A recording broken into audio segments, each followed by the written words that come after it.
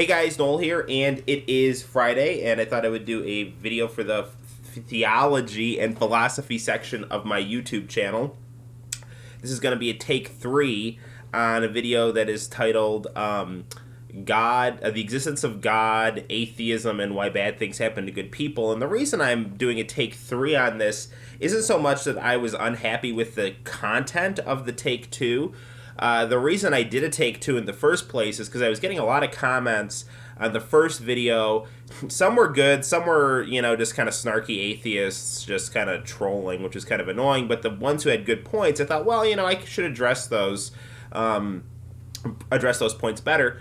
And I think I did a pretty good job. The only problem is I was filming the retake on my old laptop with a really loud fan, and it was coming through in the video, and I thought that if I'm watching this video and I'm noticing it and I'm getting kind of annoyed, then probably my viewers are, because my viewers have less of a vested interest in me than me. So here we go. So the existence of God and why bad things happen to good people, and atheism in general. Well, let's start out with atheism.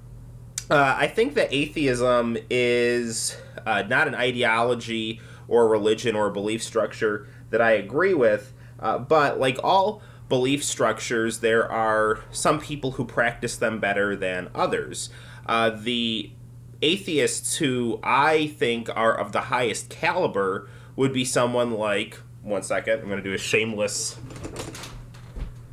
thing right here, and that would be my intellectual hero, Noam Chomsky, right here. So Noam, I think, is an example of a good atheist, right? He's someone who understands the complexity of what religion is, that religion can be used for positive things like liberation theology in Latin America and as a motivation for people to help each other. It can also be used for negative things, like a tool for the powerful to manipulate the weak, and also cause people not to have the proper perspective on life. I think it's ironic because I think religion gives people good perspective on life, but in certain cases when the powerful misuse it, that can be used to make people put people in bad positions.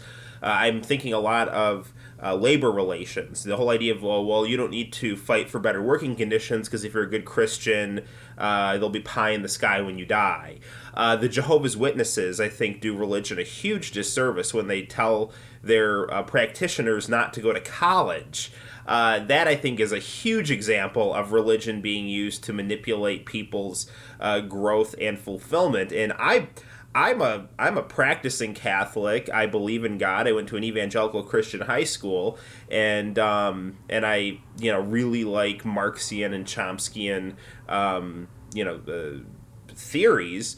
But so I try to balance all those things, and as a Christian, I think that God wants me to know the truth from as deep angles as possible, because Jesus says that the truth shall set you free, and that Jesus is the Word, and the Word is truth.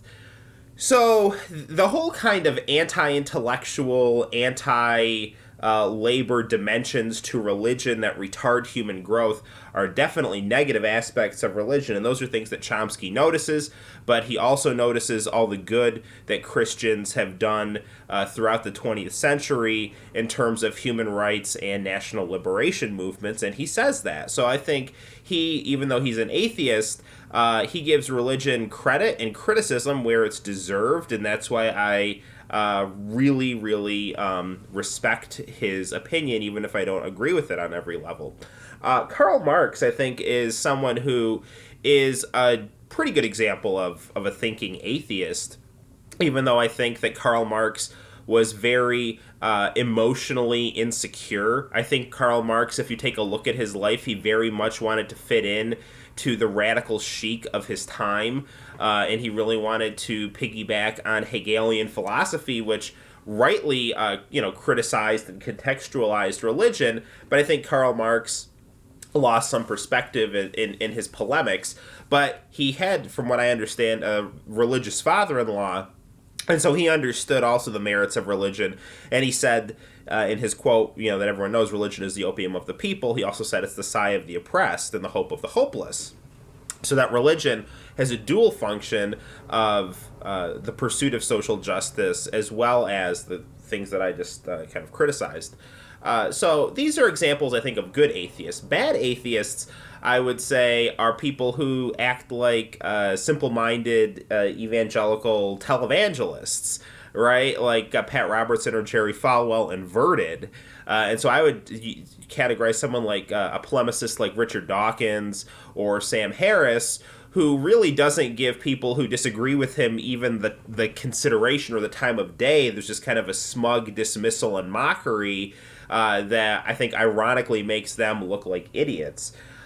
So I'm not going to say much more about the new atheists other than the fact that they are basically kind of simplistic spiritual leaders for godless people. So that's my take on atheism. As far as the existence of God, I mean, I always use philosophers, I was watching a Rick Roderick lecture, and he was talking about St. Anselm's ontological argument, and there was a guy on YouTube who was talking about how he I think his tag, he hasn't uploaded videos in a while, but his college student, I think it was called something atheist, or I don't know, whatever, but he was tearing apart the ontological argument.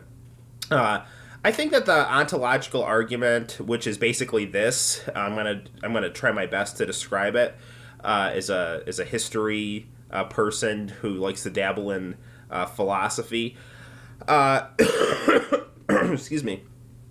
The ontological argument is this.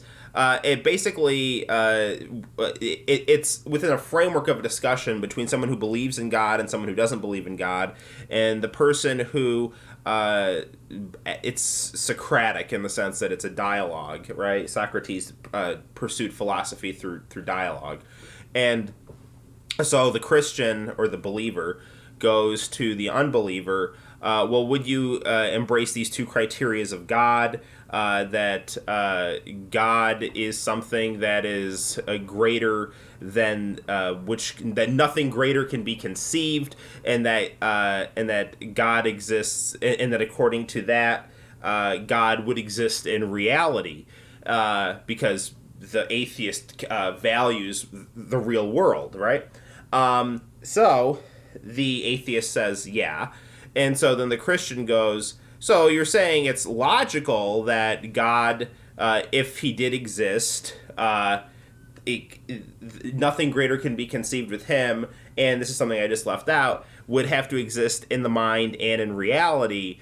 And the atheist says yes, and so then the believer says that, okay, well then it's logical that God exists, because you can conceive of him in your mind, and the way that you conceive of him in your mind means that he must exist in reality, right? Now, a lot of atheists, that might be kind of garbled, but I think that's pretty much the argument, right? The idea that we can conceive of nothing greater than what exists in our mind and in reality means that it's logical in our head, and therefore you can make a kind of a logical case for God.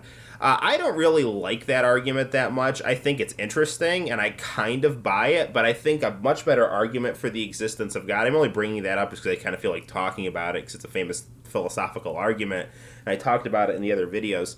Sorry, I mentioned my nose because my allergies are probably kind of bugging me, but my argument for God is a little bit different. I like to use the example of the body as an analogy for the galaxy, and looking at how our bodies have an external source to them, being our Father, and looking at how there's a lot of parallels between the body and the galaxy, and therefore it's essentially logical that if the galaxy of our body has an external source, right, even though our body is threaded together by laws of DNA and it grows from the bottom up, it still has a source top down external to it, which is responsible for the laws that it is governed by and is the origin of its existence and is reflected in its a totality, right? And so I think that that's a much better argument for God than my attempt at describing St. Anselm's ontological argument. So yeah, and we also can see we can also see parallels for God in the sense that at least in human understanding, and it could be very true that human beings can't reason beyond their own biological structures. There's an educational story about a fish and a tadpole, and the tadpole and the fish are talking, and they're wondering what the world outside of the water looks like. And the tadpole turns into a frog, and so he goes outside and tells the fish everything he sees when he comes back to the water. And when he's describing all these things, the fish is imagining it as everything looks like a fish, right? Because that's the lens, that's the structure that the fish reasons through.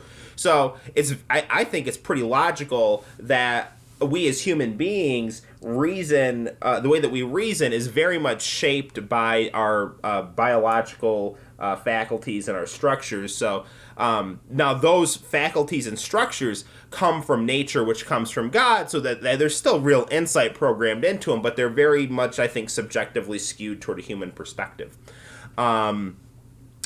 Now, as far as Jesus, if you're a Christian, you would believe that Jesus is the bridge between God and his creation. And here's where art comes into play.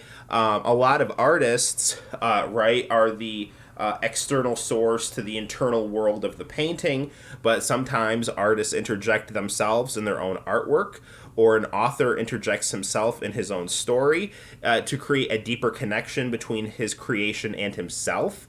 And so from that perspective, I think you can make a kind of an argument or an understanding of the relationship between God, Jesus, and his creation.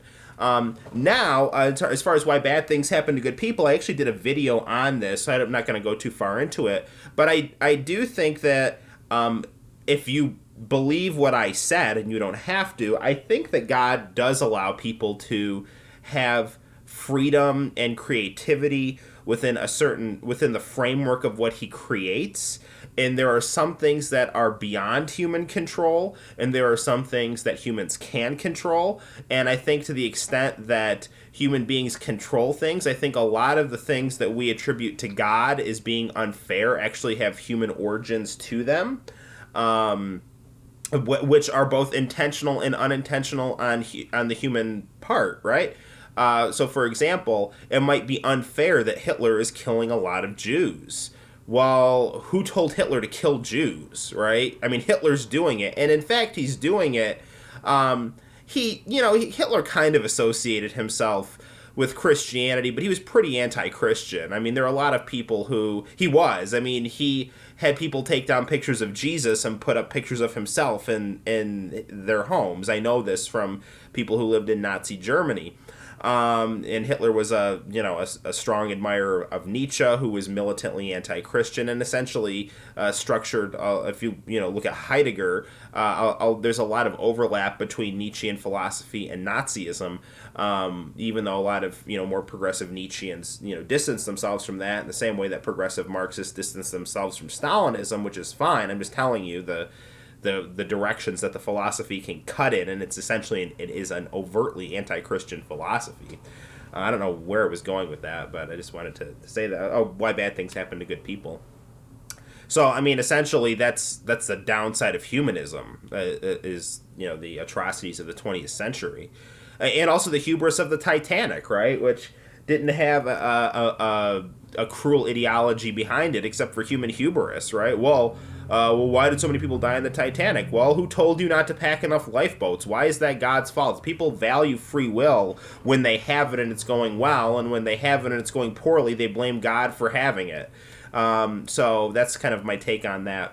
So I'm going to wrap this video up right now. Hopefully I've said my piece and said it well. And please comment, watch, and hopefully be enlightened. And until next time, guys, my name is Noel. You all take care. Bye-bye.